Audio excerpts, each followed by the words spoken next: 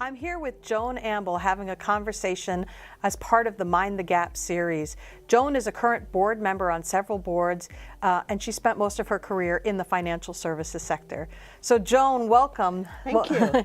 We're here at the KPMG studios, and one of the topics that you and I spoke a lot about earlier today was the topic of networking and the importance of networking. Can you talk to us a little bit about your experience in that way? Sure. It's one of those things that I had my epiphany, unfortunately, later in my career. I wish I had learned a lot earlier. But what I did learn was that most people know that you've got to network up the line and network down the line. But I think a lot of people, particularly women, forget the benefit of peer networking. Right. And it's so important to have that, because those are the people that may find your opportunities and help you move you along and say, you know what, you should talk to Joan or Jane or whomever, because they'd be great.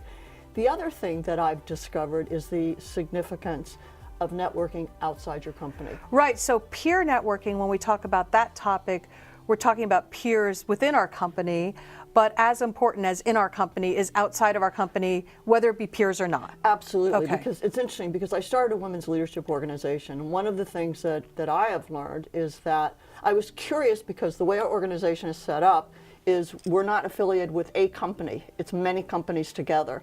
And the women feel safe, and it's a safe space to be able to articulate whatever your concerns are without being judged, without being misunderstood.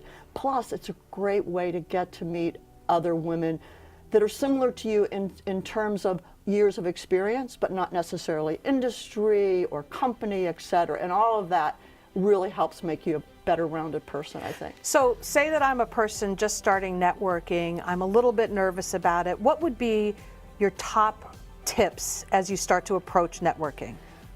First of all, you have to speak.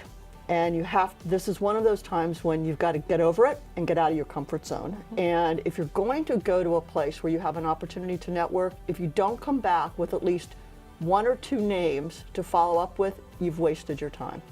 And so I think getting out of your comfort zone, not being afraid to just go up and start talking with somebody. And it will feel awkward at first, but quite frankly, many other women are having the same awkward moment, and you'll be able to deal with it. Just one last question. This is great. My last question is, we're talking about networking, we're talking about women, but how important is it also to network with men?